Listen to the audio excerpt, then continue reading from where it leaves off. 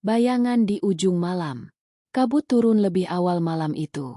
Desa pagar gunung seolah ditelan waktu. Rumah-rumah berdinding papan berjejer sunyi. Hanya suara jangkrik dan angin gunung yang berdesir melewati sela genting. Arga Wicaksono berdiri di depan rumah kayu tua peninggalan orang tuanya. Menatap langit gelap yang menggantung berat di atas hutan pinus. Sudah 2 tahun ia tak pulang. Sejak Naila, gadis yang ia cintai, dikabarkan meninggal karena tenggelam di sungai kecil di belakang desa. Namun, bagi Arga, kematian itu tidak pernah terasa nyata.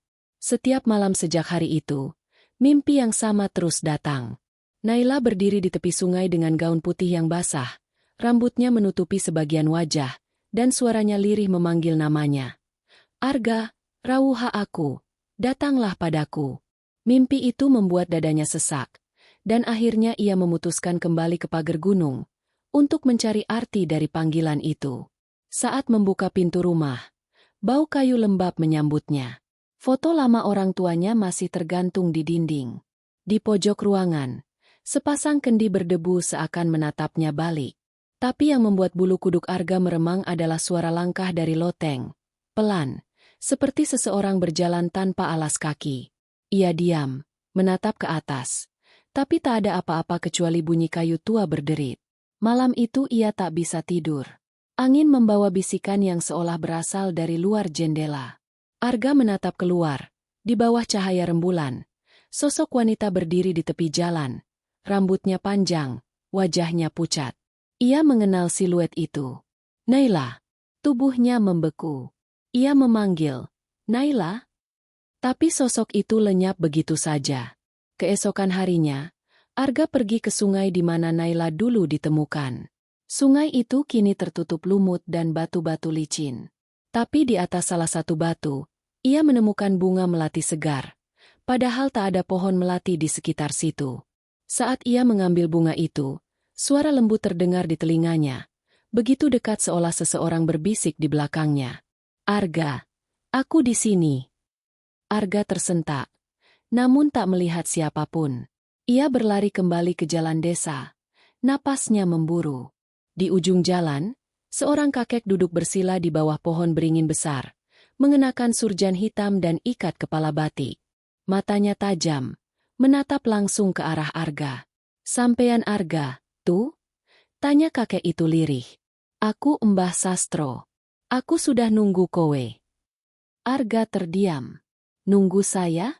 Kenapa, Mbah? Mbah Sastro menarik napas panjang. Karena yang sampean lihat semalam bukan mimpi. Sukmo wong sing kowe tresnani durung tenang. Sukmo rawuhnya belum pamit dari dunia iki. Arga menatap kakek itu dengan bingung. Sukmo rawuh? Apa itu, Mbah? Sukmo rawuh, jawab Mbah Sastro perlahan. Adalah ilmu tua untuk memanggil jiwa seseorang yang telah pergi. Tapi ora kabeh wong kuat nampa akibatnya. Sukmo yang datang belum tentu membawa cinta. Kadang malah membawa kutukan. Angin berembus lebih kencang, membuat daun beringin bergetar halus. Dalam hati, Arga merasa takut, tapi juga terdorong oleh rasa rindu yang sudah tak tertahankan. Jika ada cara untuk berbicara sekali lagi dengan Naila, ia siap menanggung risikonya. Mbah Sastro bangkit, menatap langit yang mulai memerah. Kalau kowe niat, malam Jumat Kliwon iki, datangi aku di punden belakang bukit. Bawa bunga melati, segelas air kendi, dan sehelai rambutmu sendiri. Sukmo rawuh ora bisa dipanggil tanpa tumbal saka jiwa sing masih urip. Arga menatap kakek itu, dan dalam benaknya hanya ada satu suara. Suara Naila, lembut tapi memanggil dari kejauhan. Rawuha aku, Arga. Jejak di pemakaman tua. Hari berganti senja. Langit pagar gunung berwarna jingga keperakan, dan suara adzan dari surau kecil di ujung jalan terdengar sayup di antara kabut. Arga duduk di beranda rumahnya, memegang seikat bunga melati yang ia beli dari pasar pagi tadi. Wangi bunga itu menusuk hidungnya, tapi di balik harum lembut itu tersimpan sesuatu yang membuat dadanya sesak. Rasa rindu yang belum tuntas, sekaligus ketakutan yang makin tumbuh setiap kali mengingat pertemuannya dengan Mbah Sastro semalam. Sejak pagi, Arga merasa ada yang mengikutinya. bayangan samar yang selalu muncul di ujung matanya. Langkah kaki di belakangnya yang berhenti setiap kali ia menoleh. Saat ia menatap ke arah kebun bambu, ia yakin melihat sosok berambut panjang di antara batang-batang yang bergoyang pelan. Tapi begitu ia berkedip, sosok itu lenyap. Malamnya, Arga memberanikan diri menuju pemakaman tua di pinggir desa. Di sanalah jasad Naila dimakamkan 2 tahun lalu. Rumput liar sudah menutupi sebagian batu nisan, dan aroma tanah lembab bercampur dupa sisa upacara semedi penduduk desa. Di antara nisan-nisan tua yang berlumut, Arga menyalakan lilin kecil. Nyala api bergetar diterpa angin malam. Ia menatap batu nisan itu lama. Jemarinya menyentuh tulisan nama, Naila Anindita. Matanya panas. Naila, kalau kau masih bisa dengar, aku di sini, gumamnya lirih. Angin tiba-tiba berputar di sekelilingnya. Lilin padam, dan dari kegelapan terdengar bisikan halus. Arga, kowe tenanan rawuh. Arga terlonjak. Ia menatap ke sekeliling. Tak ada siapapun, tapi udara di sekitarnya terasa lebih berat. Daun-daun berdesir seolah seseorang melangkah di antara makam. Ia mundur setapak, namun kakinya menginjak sesuatu lembut. Saat dilihatnya, itu sehelai kain putih tipis, seperti sobekan dari gaun Naila yang sering ia lihat dalam mimpi. Di ujung kain itu, ada noda tanah basah, dan di atas tanah, tercetak jejak kaki telanjang yang menuju ke arah bukit belakang pemakaman. Jantung Arga berdentum. Ia tahu bukit itu adalah tempat Mbah Sastro tinggal. Dengan membawa kain itu, ia melangkah menembus kabut. Setiap langkah terasa berat, seolah tanah menarik tubuhnya. Tapi rasa penasaran lebih kuat dari rasa takut. Rumah Mbah Sastro tampak seperti gubuk reot di bawah pohon randu tua.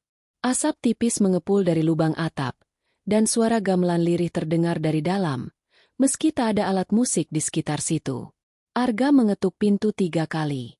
Mbah, ini saya, Arga. Pintu terbuka perlahan. Mbah Sastro duduk bersila di tengah ruangan. Di depannya terbentang kain merah tua dengan lingkaran hitam di tengahnya. Di sekitar lingkaran itu, terletak bunga melati, kemenyan, dan segelas air kendi. Kowe wis siap? Suara Mbah Sastro berat. Matanya menatap tajam. Arga mengangguk, menyerahkan kain putih yang ia temukan. Mbah Sastro memandangnya lama, lalu berkata, "Iki, kain saka sandhang Naila. Sukmoene wis ninggal tanda. Artine, dheweke pancen pengin nyambung maneh karo kowe." Tapi kenapa, Mbah? Kenapa dia belum pergi sepenuhnya? Tanya Arga, suaranya serak. Mbah Sastro menghembuskan napas panjang. Cinta yang ora rampung, Arga. Nalika rasa tresna nyekel jiwa, sukmo eso kesasar. Ilmu sukmo rawuh bisa buka lawang antara loro jagat, nanging yen salah langkah, kowe ora mung nemoni Naila, kowe bisa nemoni apa wae sing kepengin mlebu liwat lawang iku. Arga menelan ludah. Saya siap, Mbah. Apapun yang terjadi, saya ingin menemuinya lagi. Mbah Sastro mengangguk pelan, lalu mulai melantunkan doa-doa kuno dalam bahasa Jawa halus yang tak lagi dipahami banyak orang. Asap kemenyan makin tebal, membentuk pusaran di atas lingkaran hitam. Di tengah pusaran itu, air kendi bergetar, menciptakan riak meski tak disentuh siapapun. Tiba-tiba ruangan menjadi dingin. Lilin-lilin di sekeliling padam satu persatu. Dalam kegelapan itu, Arga mendengar suara lembut. Namun kini terdengar lebih jelas, lebih dekat. Arga, aku kangen. Air mata menetes dari mata Arga tanpa sadar. Ia memanggil pelan. Naila, benarkah ini kamu? Suara itu tak menjawab. Tapi dari pusaran asap, muncul wujud samar seorang wanita bergaun putih. Wajahnya kabur, matanya sayu, bibirnya tersenyum getir. Arga nyaris menjangkau tangan itu. Tapi Mbah Sastro berteriak, "Aja, ojo dipegang. Belum waktu nih." Namun tangan itu sudah menyentuh jemarinya. Dalam sekejap, hawa dingin menusuk ke tulang. Arga merasakan sesuatu masuk ke dalam dadanya. Berat, gelap, namun hangat sekaligus menyakitkan. Ia berteriak, tubuhnya jatuh ke lantai. Matanya terbuka tapi tak melihat apa-apa. Mbah Sastro cepat-cepat menaburkan garam dan bunga melati ke arah pusaran. Asap hitam berhamburan, dan bayangan wanita itu lenyap. Arga tergeletak, terengah-engah. Mbah Sastro menatapnya dengan wajah cemas. Kowe wis narik sukmo iku, nak, tapi lawang wis kebuka. Ora ana sing ngerti, sapa maneh sing iso metu saka kono. Di luar, angin berdesir kencang. Dari arah pemakaman, terdengar lolongan panjang, bukan suara manusia, bukan pula hewan. Malam pagar gunung baru saja berubah. Dan Arga tahu, sejak saat itu, ia tak lagi sendirian. Ilmu yang terlarang. Malam ketiga di pagar gunung terasa berbeda. Udara begitu berat, seperti membawa sesuatu yang tak kasat mata. Sejak ritual di rumah Mbah Sastro, Arga kerap kehilangan kesadaran dalam tidur. Ia terbangun di luar rumah, di tepi sungai, atau di pemakaman tanpa tahu bagaimana bisa sampai di sana. Di telapak tangannya selalu ada bekas tanah basah dan aroma melati yang sama seperti malam saat ia melihat Sukma Naila muncul dari pusaran asap. Setiap kali menatap cermin, bayangannya terasa tak sinkron. Matanya memantulkan wajah lain di balik dirinya. Wajah Naila yang menatap lembut, lalu menghilang begitu saja. Kadang terdengar suaranya memanggil dari sudut ruangan, dan Arga merasakan kehadirannya begitu nyata. Aku ora pengin adoh maneh, Arga. Suara itu lembut tapi mengandung duka mendalam. Hari itu, Arga mendatangi Mbah Sastro lagi. Lelaki tua itu tampak lebih murung dari biasanya. Matanya merah seolah tak tidur semalaman. Di depannya, dupa masih mengepul, dan di lantai terbentang kitab tua beraksara Jawa kuno, lusuh, berwarna kekuningan. Mbah, sejak malam itu, aku merasa Naila selalu bersamaku, kata Arga pelan. Kadang aku mendengar suaranya, kadang aku melihat bayangannya. Apa itu artinya dia benar-benar kembali? Mbah Sastro menatap kitab itu lama, lalu menjawab berat. Kowe ora paham, nak. Sukmo rawuh bukan cuma ilmu panggilan. Iki ilmu sing bisa ngiket sukma sing wis lunga, lan narik bali menyang jagat wong urip. Tapi yen tali ikatan iku ora kuat, sing bali ora mung wong sing kowe tresnani. Ana makhluk-makhluk liyane sing kepengin mlebu, ngrebut wadak kowe. Arga menunduk, mencoba mencerna. Tapi aku nggak bermaksud jahat. Mbah, aku cuma ingin Naila tahu, aku masih mencintainya. Cinta ora salah, Arga, sahut Mbah Sastro dengan nada getir. Tapi yen tresna ditarik nglawan kodrat, sing muncul ora bakal suci maneh. Sukmo rawuh iku ilmu terlarang, sing bahkan para leluhur sengaja ngunci. Wong sing maksa nindakake, bakal kejerat kutukan dewe. Arga diam. Di luar, petir berkilat sebentar, menyambar pepohonan di kejauhan. Ia menatap kitab tua itu dengan rasa ingin tahu yang membara. Bolehkah saya melihatnya, Mbah? Mbah Sastro menggeleng keras. Ora yeso. Kitab iki warisan jaman Demak. Isine mantra-mantra sing ora kabeh wong yeso nampa. Nek kowe salah sebut siji tembung wae, kowe ora bakal yeso bali dadi manusia seutuhe. Namun Arga bukan lagi pemuda yang mudah dicegah. Rasa rindunya sudah menumpuk menjadi obsesi. Malamnya, ia menunggu hingga Mbah Sastro tertidur di beranda, lalu menyelinap ke ruang dalam gubuk dan membuka kitab itu diam-diam. Halaman pertama tertulis aksara halus. Ilmu iki kanggo wong sing tresnane luwih abadi tinimbang pati, nanging kudu ngerti, yen urip lan mati ora ana tembok sing bisa dilanggar tanpa tumbal. Di bawahnya tertera langkah-langkah ritual lanjutan. Sukmo rawuh paripurna, tahap tertinggi dari ilmu itu. Butuh 3 benda. Kain peninggalan si mati, darah dari orang yang memanggil, dan cermin perak untuk membuka gerbang antara 2 dunia. Arga membaca berulang kali hingga matanya terasa berat. Saat ia menutup kitab itu, hembusan angin dingin tiba-tiba masuk melalui celah dinding. Lilin di pojok ruangan padam satu persatu. Dari kegelapan terdengar bisikan lembut. Bukan suara Mbah Sastro, tapi suara Naila. Arga, aku kedinginan. Tulung buka lawang iku kanggo aku. Tubuh Arga bergetar. Ia berlari keluar. Tapi langkahnya berhenti ketika melihat sosok Naila berdiri di bawah pohon randu, bergaun putih sama seperti dalam mimpi. Rambutnya basah, wajahnya pucat, namun matanya menatap dengan rindu yang begitu nyata. "Arga, kowe ora tresna aku maneh?" "Masih," jawab Arga lirih. Suaranya bergetar. "Aku selalu mencintaimu." "Yen ngono, kenapa kowe ninggal aku?"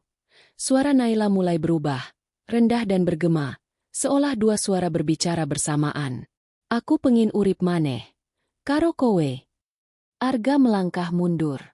Sosok Naila berjalan maju. Setiap langkahnya meninggalkan jejak air di tanah kering. "Ora gampang bali saka alam kono," katanya. "Aku butuh kowe, Arga. Wadahmu kudu dadi panggonanku, supaya kita ora pisah maneh."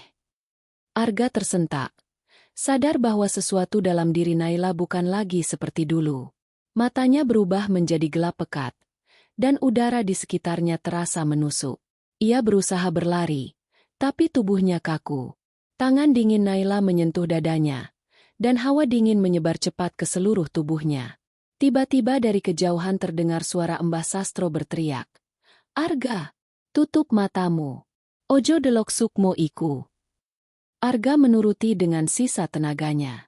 Saat ia membuka mata lagi, sosok Naila sudah hilang, menyisakan genangan air di tanah. Mbah Sastro mendekat, wajahnya pucat. "Kowe wis buka lawang lui gede, nak. Sukmo rawuh paripurna ora yeso ditindakake tanpa tumbal. Sing kowe delok kuwi dudu Naila seutuhe. Iku campuran antara tresna lan kegelapan sing nyamar dadi wajah sing kowe rindukan." Arga terdiam lama. Dalam hatinya, suara Naila masih berbisik lembut, menggoda seperti racun yang manis. "Aku durung lungo, Arga. Aku isi ana ing cero awakmu." Dan malam itu, untuk pertama kalinya, Arga merasakan dirinya tak lagi sepenuhnya manusia. Pintu antara dua dunia. Fajar di pagar gunung tampak muram. Kabut menebal seperti tirai yang menutupi segala arah, membuat sinar matahari tak mampu menembus sampai ke tanah. Burung-burung enggan berkicau, dan anjing-anjing desa menyalak tanpa sebab sejak subuh. Arga terbangun dengan napas tersengal. Dahi dan lehernya basah oleh keringat dingin. Ia memandang ke cermin di dinding kamar, dan sejenak, yang menatap balik bukan dirinya, melainkan wajah Naila yang tersenyum samar. "Naila?" Suaranya parau. Bayangan itu lenyap seketika. Tapi dari sudut cermin, muncul bercak air yang menetes ke lantai, seolah cermin itu baru saja dilalui sesuatu. Tubuh Arga menggigil. Ia meraba dadanya, dan di sana terasa denyut aneh, seperti ada dua jantung berdetak dalam satu tubuh. Sejak malam terakhir ia melihat wujud Sukma Naila, Arga tak bisa membedakan mana yang nyata dan mana yang berasal dari dunia lain. Saat makan, ia merasa ada tangan halus yang menyentuh bahunya. Saat ia tidur, ia mendengar langkah lembut di sekitarnya. Kadang suara Naila terdengar di telinganya, membisikkan kata-kata yang membuat hatinya goyah. "Aku ora pengin mung dadi bayangan, Arga. Buka lawang iku, supaya aku yeso bali beneran." Arga berusaha menahan diri. Ia tahu Mbah Sastro sudah memperingatkan. Tapi semakin hari, bisikan itu semakin kuat. Ia tak bisa berpikir jernih, seolah seluruh pikirannya dikendalikan oleh kerinduan yang telah berubah menjadi obsesi. Sore itu, ia mendatangi Mbah Sastro untuk meminta penjelasan. Rumah tua itu tampak lebih gelap dari biasanya. Mbah Sastro duduk di depan tungku, wajahnya letih. Di belakangnya, tergantung cermin besar berbingkai perak, ditutupi kain hitam. "Mbah," kata Arga dengan suara berat, "apa benar ada cara supaya Naila bisa kembali sepenuhnya?" Mbah Sastro terdiam lama sebelum menjawab. "Ono, tapi ora ana sing iso bali tanpa ngerusak keseimbangan. Yen kowe pengin buka lawang antarane jagat urip lan mati, kudu ana pengganti sing nyeberang." "Pengganti?" Arga menatap bingung. "Ya," jawab Mbah Sastro pelan. "Urip lan mati iku seimbang, Arga. Yen ana sukmo mlebu, ana sukmo sing kudu metu. Nek kowe tenanan arep nindakake, siap-siap kanggo ilangake nyawamu dewe." Arga terdiam. Tapi dalam dirinya, suara Naila kembali menggema, lembut dan memohon. Aku butuh kowe. Arga. Yen kowe tresna aku. Ora ana sing perlu ditakuti. Mbah Sastro menatapnya tajam. Kowe wis digandoli sukmo iku. Yen terus nuruti. Kowe bakal ilang pelan-pelan. Wajahmu bakal dadi wajahe wong sing kowe panggil. Jiwamu bakal nyatu karo dheweke. Lan ora ana sing bisa misahke maneh. Namun hati Arga sudah tak mampu mendengar logika. Ia menatap cermin berlapis kain hitam di dinding itu, dan entah mengapa, ia merasa benda itu memanggilnya. Cermin itu, Mbah, itu, pintunya, kan? Mbah Sastro kaget. Siapa sing ngomong? Arga tak menjawab. Ia hanya menatap cermin itu tajam, seolah ada sesuatu di baliknya yang mengintip. Perlahan, tanpa sadar, ia melangkah mendekat dan mengangkat kain penutupnya. Cermin itu memantulkan ruangan dengan sempurna, tapi di pantulannya, Mbah Sastro tak terlihat. Yang ada hanyalah Arga dan sosok Naila di belakangnya. Berwajah sendu, menatapnya lembut. Arga, bisiknya dari balik cermin. Buka lawang iki, aku pengin bali. Arga menempelkan tangannya pada permukaan cermin. Permukaan kaca itu terasa dingin, tapi berdenyut seperti kulit manusia. Saat itu juga, Mbah Sastro berteriak. Aja, ojo digawa nyedhak, kui dalan jagat liyane. Terlambat, cermin itu bergetar keras, lalu retak di bagian tengah. Dari celah retakan itu, keluar kabut hitam pekat yang berputar seperti pusaran angin. Lilin-lilin padam, dan dari kegelapan, suara-suara samar mulai bermunculan, tangisan, tawa, dan jeritan. Mbah Sastro buru-buru mengambil segenggam garam dan menaburkannya ke lantai, membentuk lingkaran pelindung. Mundur. Arga. Yen kowe mlebu lui jero, kowe ora bakal yeso bali. Tapi Arga tak bisa berhenti. Dari dalam cermin, tangan Naila muncul, tangan yang dulu ia genggam saat masih hidup. Kali ini, tangan itu menembus permukaan kaca, basah dan dingin. Arga, tulung aku metu. Ia hampir menyentuhnya. Namun begitu jarinya bersentuhan, seketika pusaran hitam itu menyedot udara di sekitarnya.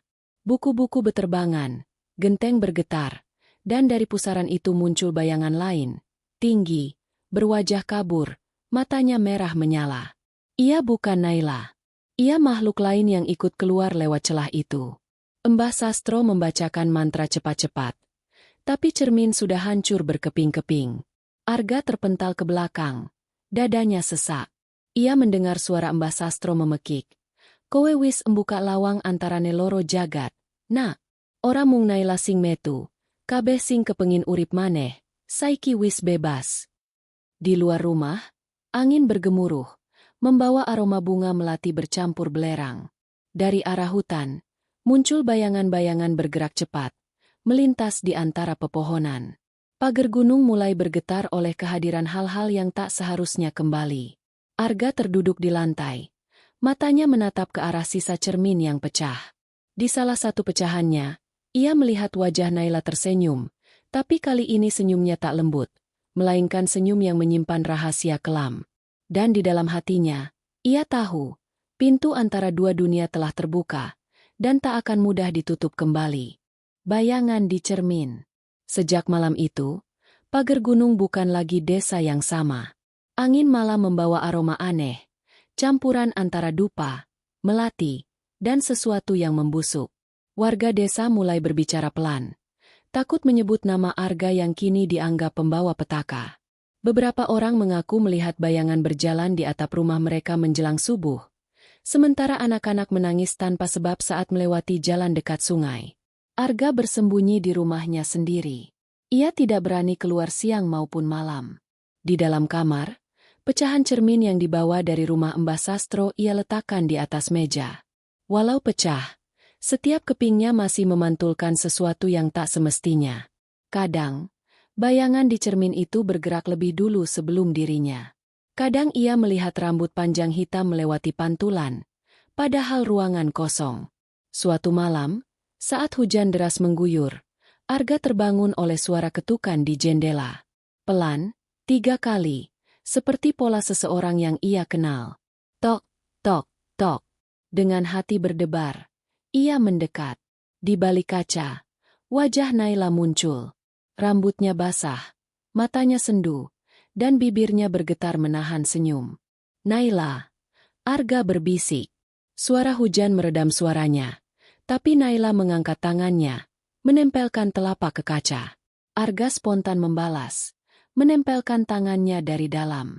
Dan di saat itu, hal aneh terjadi. Rasa dingin menjalar dari kaca ke tubuhnya, seperti aliran air dari dunia lain yang meresap ke pori-porinya. Seketika, jantungnya berdetak cepat. "Buka, Arga," bisik Naila dari luar. Suaranya bercampur dengan suara hujan. "Aku ora yeso mlebu nek lawang isi ketutup." Tanpa berpikir panjang, Arga membuka jendela. Angin kencang menerobos masuk, menampar wajahnya. Tapi di luar, tak ada siapapun. Hanya tanah basah dan ranting yang bergoyang. Ia menatap ke sekitar, lalu perlahan menutup kembali jendela itu. Saat ia menoleh, di dalam ruangan kini berdiri sosok Naila. Basah kuyup, berbau lumpur, namun senyumnya sama seperti dulu. Tubuh Arga gemetar. Kau benar-benar kembali." Naila melangkah mendekat. Setiap langkahnya meninggalkan bekas air di lantai. Ia menyentuh wajah Arga. Tangannya dingin seperti es. "Aku ora lunga, Arga. Kowe sing wis narik aku bali."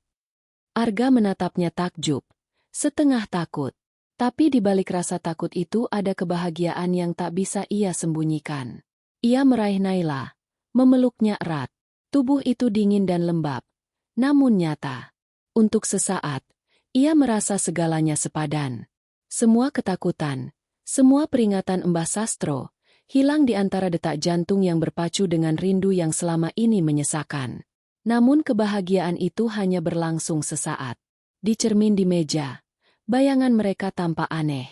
Arga masih tampak seperti dirinya. Tapi sosok yang ia peluk bukan lagi Naila. Wajahnya berubah pucat keabu-abuan, matanya kosong, dan dari sudut bibirnya mengalir cairan hitam pekat. Arga menatap cermin itu ngeri, lalu menoleh kembali ke pelukannya.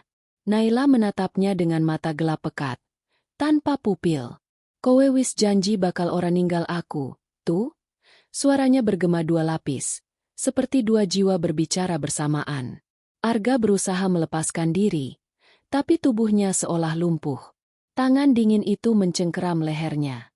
Dari mata Naila keluar air hitam yang menetes ke lantai, membentuk genangan kecil yang berputar seperti pusaran air. "Aku keluen, Arga. Aku kudu mangan supaya ISO tetep ana." "Mangan?" Arga memaksa berbicara di tengah cekikan. "Apa maksudmu?" Naila tersenyum samar, lalu menempelkan bibirnya ke leher Arga. Hembusan napas dingin membuat kulitnya membeku, dan tiba-tiba tubuhnya melemas. Ia merasa tenaganya tersedot keluar, seolah sebagian jiwanya dihirup bersamaan dengan napas wanita itu. Namun sebelum semuanya gelap, terdengar suara keras di luar pintu. "Setani wadon. Metu saka awake wong iki," teriak Mbah Sastro. Pintu terhempas terbuka. Kakek tua itu masuk dengan membawa kendi berisi air putih dan segenggam daun kelor. Ia menyiramkan air itu ke arah Naila, dan tubuh wanita itu menjerit, mengepul asap hitam dari kulitnya. Suaranya bergema seperti ribuan bisikan.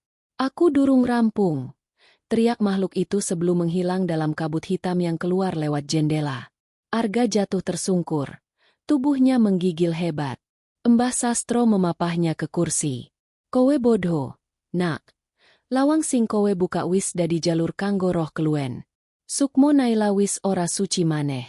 Dheweke digandoli makhluk sing pengin urip liwat awakmu." Arga terisak. "Tapi aku cuma ingin dia kembali. Mbah, aku cuma ingin dia bahagia." Mbah Sastro menatapnya dengan mata penuh iba. "Tresna kadang luwih jahat tinimbang dendam, Arga. Yen tresna nglanggar alam, sing bali ora bakal pada karo sing lunga." Dari arah jendela yang masih terbuka, angin berhembus lembut membawa aroma melati. Di antara desiran itu, suara Naila terdengar lagi, pelan tapi jelas. "Aku ora adoh, Arga. Saiki aku ana ing saben bayanganmu." Arga menatap ke cermin yang retak. Di sana, wajah Naila masih terlihat, tersenyum manis, matanya kosong, dan di belakangnya, bayangan hitam menari tanpa bentuk. Ia menyadari satu hal mengerikan. Cermin itu bukan sekadar benda mati lagi. Itu adalah jembatan antara dirinya dan dunia arwah. Pintu yang tak bisa ia tutup, tak peduli seberapa keras ia mencoba. Dan malam itu, untuk pertama kalinya, bayangan di cermin tertawa. Suara yang bukan berasal dari dunia manusia. Perjanjian di tengah kabut. Kabut turun lebih tebal dari biasanya. Seolah-olah langit sendiri menolak menatap bumi pagar gunung malam itu. Di kejauhan, gonggongan anjing bersahutan.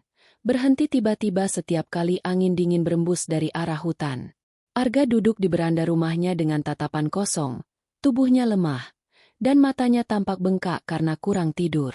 Sejak kejadian di kamar itu, ia tak lagi bisa membedakan antara hidup dan mati. Setiap kali ia memejamkan mata, Naila muncul. Kadang lembut, kadang mengerikan. Kadang ia merasakan kehangatan pelukannya. Tapi ketika membuka mata, yang ia peluk hanyalah udara dingin dan aroma tanah basah. Kadang ia mendengar tawa Naila di luar rumah, tapi saat ia mencari sumbernya, yang datang justru bayangan hitam dengan mata merah menyala yang melintas di antara pepohonan. Mbah Sastro sudah memperingatkan agar ia membakar pecahan cermin itu dan melakukan ruatan pembersihan diri. Namun Arga tidak melakukannya. Dalam hatinya, masih ada keyakinan bahwa Naila bisa kembali seperti dulu. Ia yakin di balik kegelapan yang kini membungkusnya, masih tersisa jiwa lembut kekasihnya yang dulu menunggu di tepi sungai sambil menenun bunga melati. Malam itu, hujan turun deras. Di tengah suara petir dan gemuruh langit, Arga mendengar seseorang mengetuk pintu, pelan tapi pasti. Ia membuka perlahan, dan di depan sana berdiri seorang lelaki tinggi berjubah hitam. Wajahnya tirus, mata tajam seperti ular. Dari tubuhnya keluar aroma dupa bercampur belerang. "Sampean Arga Wicaksono, tuh?" Suaranya berat dan dalam. Arga mengangguk hati-hati. "Siapa sampean?" Lelaki itu tersenyum tipis. "Aku Kiranu. Wong sing paham carane nutup lawang antarane loro jagat. Tapi kabeh ana regane." Nama itu membuat Arga bergidik. Ia pernah mendengar dari Mbah Sastro tentang Kiranu, dukun hitam yang pernah diusir dari pagar gunung karena menyalahi pakem leluhur. Ia menguasai ilmu gaib yang berakar pada kutukan, bukan keseimbangan. Tapi Arga sudah terlalu putus asa untuk peduli. "Kalau sampean bisa menutup pintu itu," kata Arga lirih, "tolong bantu saya. Saya cuma ingin Naila tenang." Kiranu tertawa pelan. "Tenang? Hehehe. Ora ana sukmo sing pengin tenang, le. Sukmo iku pengin urip, pengin rasa, pengin dadi daging maneh. Tapi yen kowe pengin Naila bali seutuhe, aku iso bantu." Arga menatapnya ragu. "Beneran bisa?" Kiranu mendekat. Matanya berkilat. "Ilmu Mbah Sastro iku separo. Aku sing duwe separo liyane. Ilmu sukmo rawuh paripurna iso ngembalikan wong mati seutuhe. Ora mung sukma. Tapi kudu ana perjanjian." "Perjanjian apa?" "Perjanjian antarane loro jiwa. Sing siji saka jagat urip, sing siji saka jagat pati. Nek pengin gabung seutuhe, salah siji kudu rela ninggalake ragane." Arga menelan ludah. "Berarti, aku harus mati?" Kiranu tersenyum dingin. "Ora kudu mati seketika. Kowe bakal urip, tapi jiwa kowe bakal setengah dadi gerbang. Dadi panggonan kanggo Naila mlebu. Kowe loro bakal nyatu. Ora ana sing ngerti endi sing manunggal lan endi sing tetep ana." Arga terdiam lama. Di dalam kepalanya, suara Naila terdengar lagi, lembut memanggil. "Arga, aku pengin bali. Aku pengin ngrasake cahya lan suara manuk maneh. Tulung aku." Matanya berkaca-kaca. "Apa yang harus saya lakukan?" Kiranu mengeluarkan botol kecil berisi cairan hitam kental. "Campur iki karo getihmu dewe. Oleske ing dahi nalika bulan purnama pas ing pucuke langit. Banjur panggil jeneng wong sing kowe tresnani. Yen dheweke mangsuli, iku tanda yen pintu wis siap kanggo dilewati." Lalu apa yang terjadi setelah itu? Ki Ranu tersenyum samar. Sawise iku, ora ana jalan bali. Kowe ora bakal urip kaya saiki maneh. Tapi Naila bakal bali saklawase. Cinta kowe loro bakal dadi siji. Nanging ora ana sing ngerti wujude bakal kaya apa. Setelah lelaki itu pergi, Arga duduk memandangi botol kecil itu lama sekali. Cairan di dalamnya bergerak perlahan, seperti hidup. Hatinya berkecamuk antara takut dan harap. Ia tahu ini gila. Tapi ketika ia menutup mata, ia kembali mendengar suara Naila, kini lebih jelas dari sebelumnya, seperti berdiri tepat di belakangnya. Arga, ayo bali. Aku ngenteni ing antarane kabut. Keesokan malamnya, purnama bulat sempurna menggantung di atas langit pagar gunung. Arga membawa botol itu ke tepi sungai, tempat Naila dulu tenggelam. Ia menusuk jarinya sendiri dengan pisau kecil, mencampurkan setetes darah ke cairan hitam itu, lalu mengoleskannya ke dahinya. Angin tiba-tiba berhenti. Air sungai yang biasanya beriak kini diam seperti kaca. Dari kabut di seberang, muncul sosok samar Naila, berjalan di atas air dengan langkah perlahan. Rambutnya terurai, dan matanya bersinar lembut. Arga, panggilnya. Saiki aku Yeso bali. Nek kowe gelem. Arga menatapnya. Air mata menetes tanpa ia sadari. Aku gelem. Naila. Sanajan kudu ilang nyawaku. Aku gelem. Seketika tanah di bawahnya bergetar. Angin berputar membentuk pusaran putih di sekeliling mereka. Dari dalam pusaran, Ki Ranu muncul di kejauhan, menatap dengan senyum puas. Perjanjian wis kawujud. Serunya. Cahaya putih menyilaukan meledak dari tubuh Arga dan Naila. Suara petir membelah langit, dan kabut di sekitar sungai berubah menjadi hitam legam. Tubuh mereka berdua melayang beberapa jengkal di atas tanah, lalu saling menyatu dalam pusaran cahaya itu. Dan ketika semuanya reda, hanya ada satu sosok yang berdiri di sana, berpakaian putih, berwajah tenang, tapi dengan mata berbeda warna. Satu hitam kelam, satu coklat terang. Di bibirnya terukir senyum, samar antara cinta dan kehancuran. Satu jiwa baru telah lahir. Dan pagar gunung belum tahu, bencana apa yang baru saja mereka saksikan. Tubuh tanpa jiwa. Fajar menyingsing dengan warna pucat di langit pagar gunung. Burung-burung tidak berkicau pagi itu, seolah mereka tahu ada sesuatu yang berubah di dunia. Di tepi sungai, embun menempel di daun bambu, tapi di antara kabut pagi, berdirilah sosok Arga, atau sesuatu yang menyerupai Arga.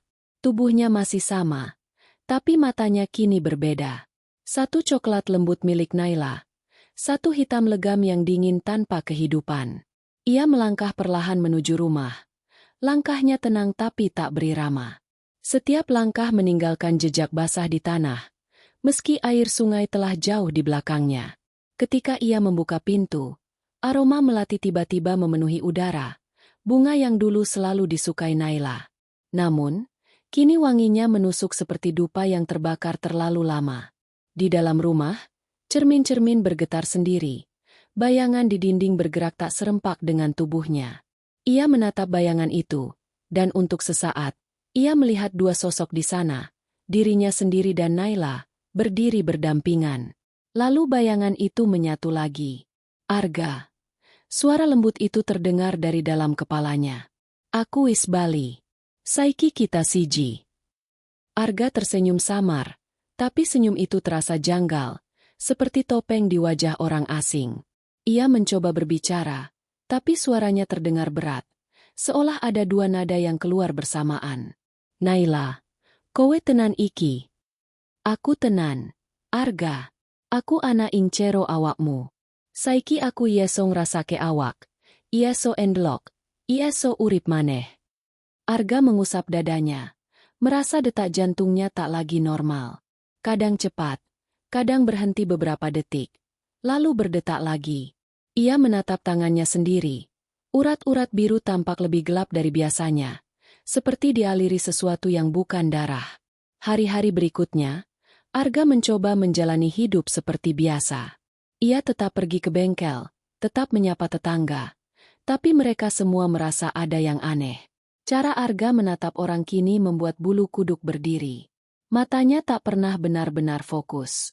Kadang, ketika seseorang menatapnya terlalu lama, mereka melihat sosok perempuan samar berdiri di belakangnya. Suatu sore, Mbah Sastro datang ke rumah Arga. Begitu melangkah masuk, wajahnya langsung pucat. Ia mencium aroma belerang dan dupa gosong, tanda bahwa gerbang antara dua dunia telah terbuka dan belum tertutup sempurna. Arga, katanya pelan. Opo sing wis kowe lakoni? Arga tersenyum datar. Aku mung pengin Naila bali. Lan saiki dheweke wis ana ing kene, Mbah. Mbah Sastro mundur satu langkah, menatap mata Arga yang kini berkilat aneh. Iki dudu Naila sing kowe kenal. Iki Sukmo sing ora sabar bali dadi daging. Yen ora dikendhaleni, dheweke bakal nguasani awakmu sakabehe. Aku ora peduli, jawab Arga datar. Naila lan aku saiki siji. Ora ana sing iso misahke maneh. Mbah Sastro menghela napas panjang. Kowe wis nyabrang garis. Le, iki ora cinta maneh. Iki tresna sing wis dadi pamindha. Aku bakal nyiapke ritual kanggo nutup gerbangnya sadurunge kabeh desa kena getahe. Namun sebelum ia sempat keluar dari rumah, tiba-tiba pintu tertutup sendiri dengan keras. Angin berhembus dari dalam, meniup seluruh benda di ruang tamu. Lampu gantung berayun liar, dan suara tawa perempuan menggema dari seluruh arah. Mbah Sastro. Suara itu bergema, tapi bukan dari Arga. Kowe ora yeso misahke aku lan Arga maneh. Aku wis bali, lan aku ora bakal lunga maneh. Mbah Sastro membaca doa pelan, menancapkan pisau kecil berisi rajah di lantai. Tapi tiba-tiba Arga menjerit keras. Tubuhnya melengkung, matanya berputar ke belakang. Darah menetes dari hidung dan telinganya. Lalu ia berdiri lagi, dengan gerakan yang bukan manusia. Sosok itu menatap Mbah Sastro dengan senyum bengkok. Kowe wis telat, wong tua. Tubuh iki saiki dadi wadah loro jiwa. Sing siji urip, sing siji mati, lan ora ana sing gelem ngalah. Mbah Sastro mundur perlahan, tapi tiba-tiba kursinya melayang sendiri dan menghantamnya hingga jatuh. Ia menatap Arga yang kini tertawa dengan dua suara sekaligus. Suara laki-laki dan perempuan yang tumpang tindih, menciptakan gema menyeramkan. Namun di tengah kegilaan itu, sebersit kesadaran Arga muncul kembali. Ia menatap tubuhnya sendiri, berusaha menahan gerakan tangannya yang tiba-tiba menyerang Mbah Sastro. Naila, berhenti. Iki ora sing tak karepke. Tapi aku mung pengin urip. Arga, aku mung pengin karo kowe maneh. Suara Naila menangis dari dalam pikirannya. Tubuh Arga gemetar hebat. Ia berlutut, menjerit di antara dua kesadaran. Suara Mbah Sastro menggema. Arga, nek kowe isi duwe rasa tresna sejati, lawan dewe awakmu dewe. Ojo nganti kowe ilang dadi jembatan antara nedonya iki lan sing sakcero lemah. Tapi sudah terlambat. Arga jatuh pingsan, dan dari tubuhnya keluar kabut hitam yang berputar cepat di udara. Mbah Sastro menatap dengan ngeri, karena di tengah pusaran itu tampak wajah Naila, cantik, tapi matanya kosong seperti malam tanpa bintang. Saat pusaran itu menghilang, Arga terbaring diam di lantai. Tapi ketika Mbah Sastro mendekat, ia sadar sesuatu yang lebih buruk telah terjadi. Tubuh Arga masih hidup, tapi napasnya datar, dingin, dan tidak berjiwa.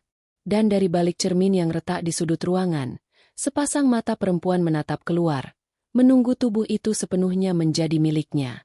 Gerbang yang terbuka. Malam kembali turun di pagar gunung. Tapi kali ini langit tak lagi berwarna gelap seperti biasanya.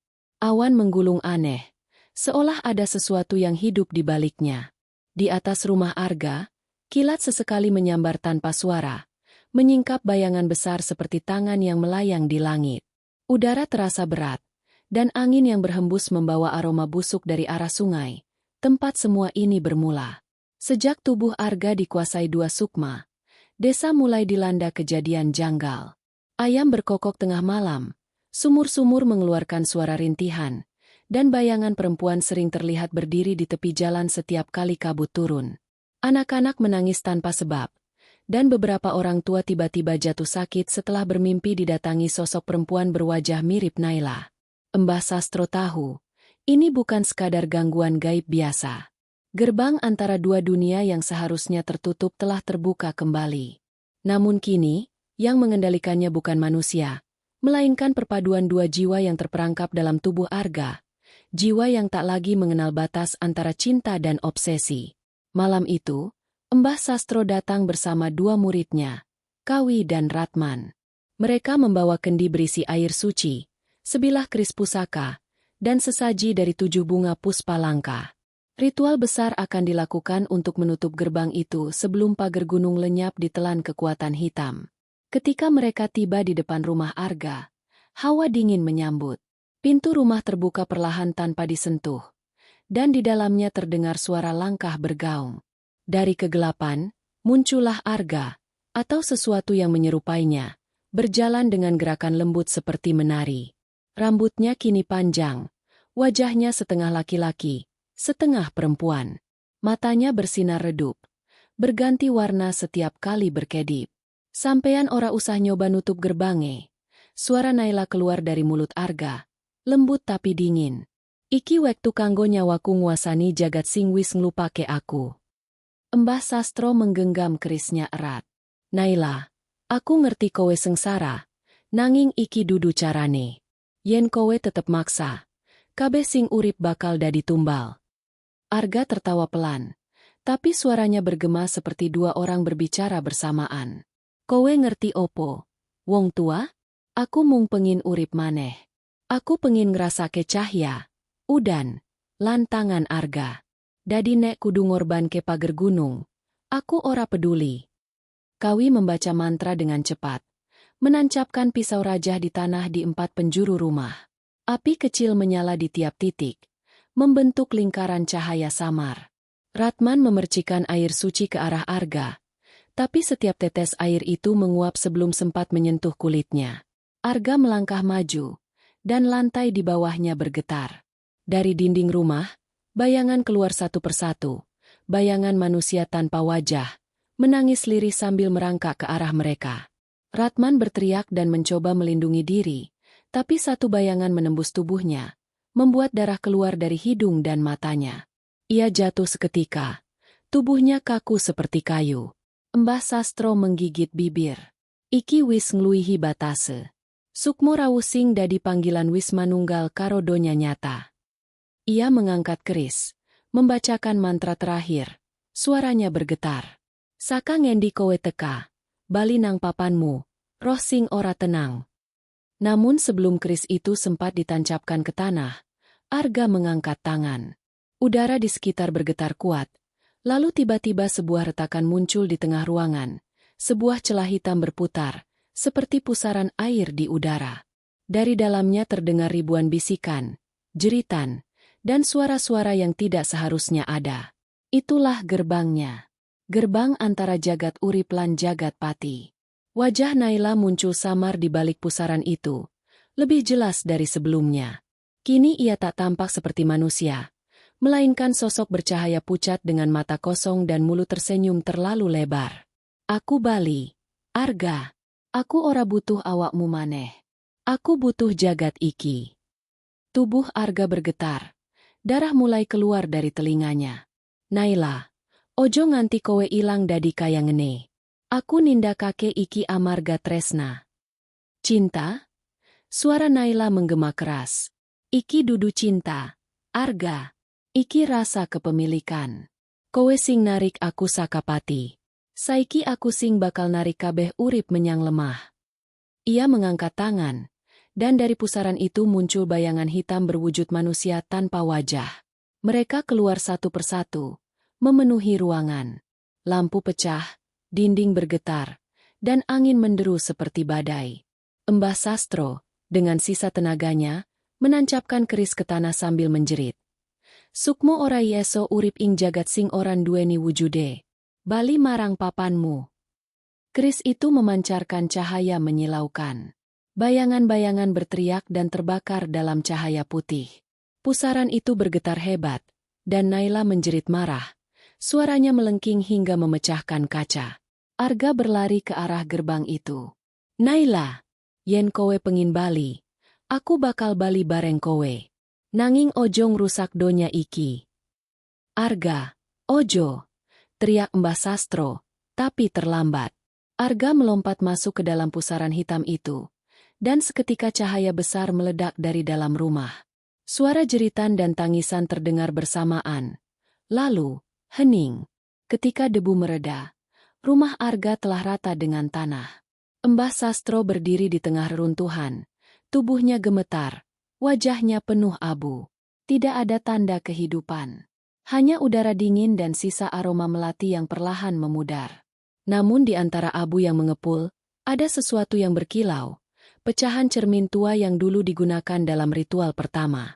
Di dalam pantulan retaknya, samar-samar tampak bayangan Arga dan Naila berdiri berdampingan di sebuah tempat asing, menatap ke arah dunia dengan mata kosong. Dan dari jauh, suara mereka berbisik pelan, hampir tak terdengar. Gerbang Oranate ketutup sak tenane. Sukmo yang menunggu di balik cermin. 3 hari setelah ledakan cahaya di rumah Arga, pagar gunung berubah menjadi desa bisu. Tidak ada ayam berkokok. Tidak ada anak-anak bermain di halaman. Semua warga menutup pintu sejak senja, membakar dupa dan membaca doa di setiap sudut rumah. Mereka percaya sesuatu telah terbebas malam itu, sesuatu yang tidak seharusnya berjalan di dunia manusia. Mbah Sastro, yang kini tampak jauh lebih tua dari umurnya, menjadi satu-satunya saksi hidup peristiwa itu. Tubuhnya gemetar, tangannya selalu membawa tasbih dan segenggam garam. Ia tahu, meski rumah Arga telah hancur, gerbang antara dua dunia belum benar-benar tertutup. Masih ada celah, dan celah itu bersemayam di benda terakhir yang tersisa dari ritual, cermin retak itu. Ia menyimpannya di ruang kecil di belakang rumah, membungkusnya dengan kain kafan putih dan menutupnya dengan rajah pelindung.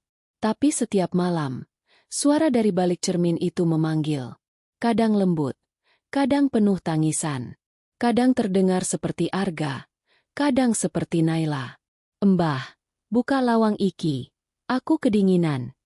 Mbah, kowe ngerti aku ora pengin dadi kaya ngene. Suara-suara itu menggema dari dalam kaca, membuat udara di ruangan bergetar. Namun malam keempat, suara itu berbeda. Lebih dalam, lebih jelas, dan terdengar seperti dua orang berbicara bersamaan. Mbah Sastro, kowe wis nyegah sing ora iso dicegah.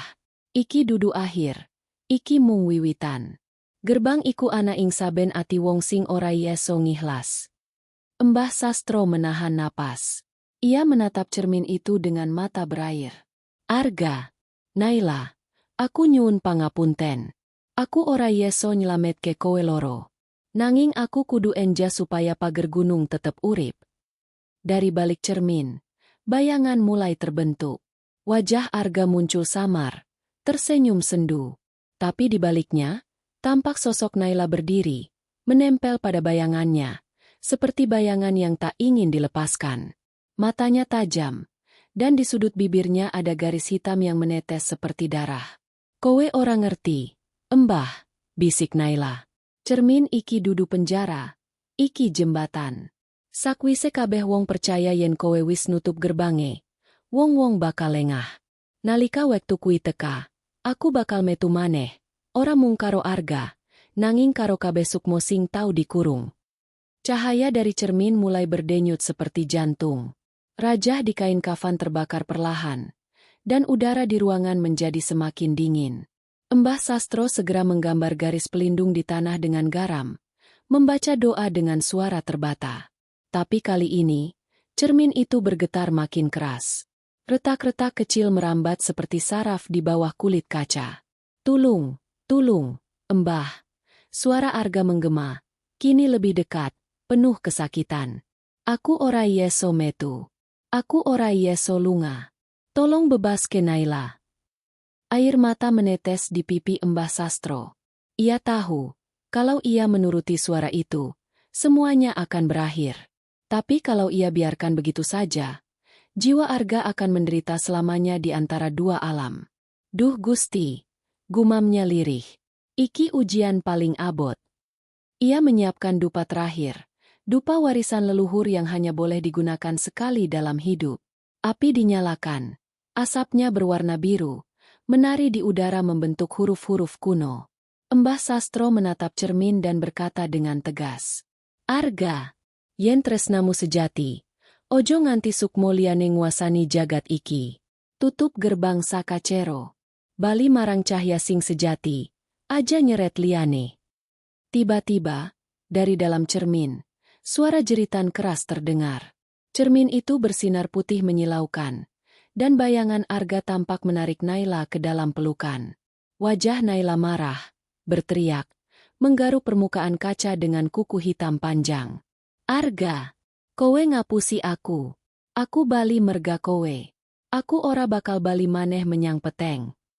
Arga memeluknya erat. Wajahnya tenang meski tubuhnya terbakar cahaya. Naila, tresnaku ora bakal ilang. Nanging urip lan pati kudu ana batase. Aku kudu nglindungi donya iki. Cahaya meledak lagi. Suara kaca pecah memenuhi ruangan, membuat Mbah Sastro menutup mata. Ketika semuanya reda, hanya debu putih yang tersisa di lantai. Cermin itu hancur menjadi ribuan serpihan, dan di tengahnya tergeletak bunga melati segar, bunga yang belum pernah ada di ruangan itu sebelumnya. Mbah Sastro berlutut, menatap bunga itu lama sekali. Air matanya jatuh di kelopak yang masih berembun. Mugo-mugo rohmu tenang, Le, enduk, katanya pelan. Namun, sesuatu terjadi. Dari bawah tumpukan pecahan cermin, satu serpihan kecil masih utuh, seukuran telapak tangan. Dan di permukaannya, samar-samar muncul bayangan wajah Naila, tersenyum.